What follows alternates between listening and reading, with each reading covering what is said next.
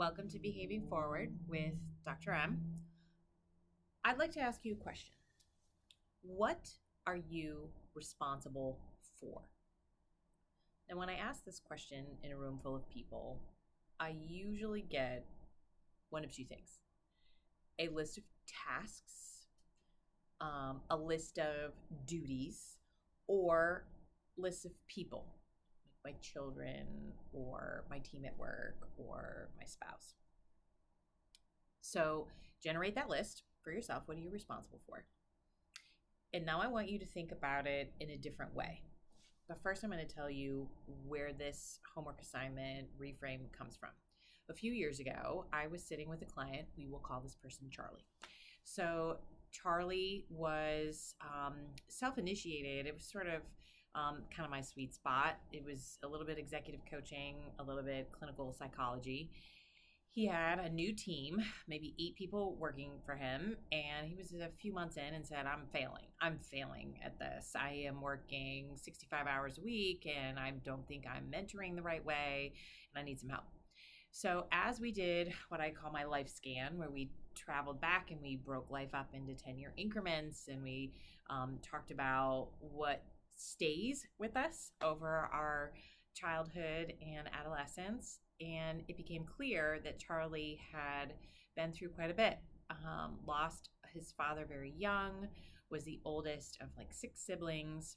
And in one of our conversations, I asked him, hey, do you ever think that it would be useful for you to write a letter to your dad? Like, tell him everything that went down after his death. Everybody tells you, you remind them of him.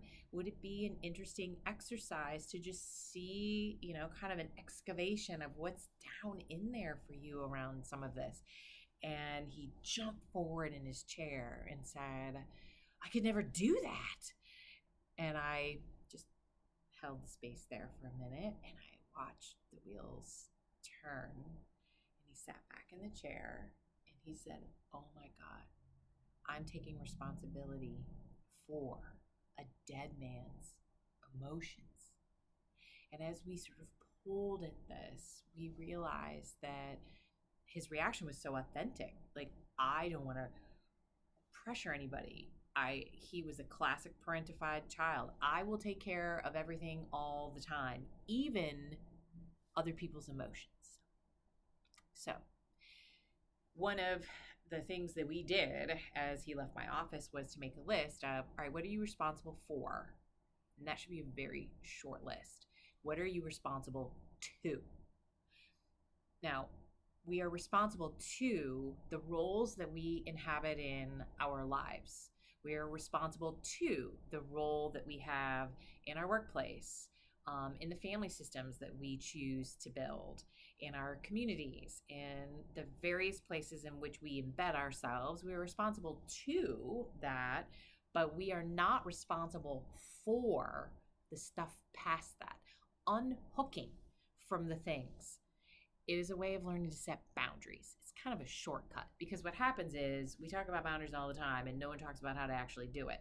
What happens is we set a boundary and then people suffer because they are taking responsibility for all of the consequences. Usually it's other people's disappointment, frustration, anger with us. Now, as a child, if you did not have power, that's one thing. As an adult, it is not threatening anymore. It's just irritating or disappointing or frustrating. And that's not dangerous.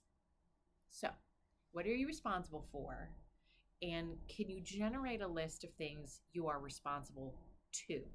And does that give you a little more psychological flexibility to flex around in there to say no to some things and yes to other things?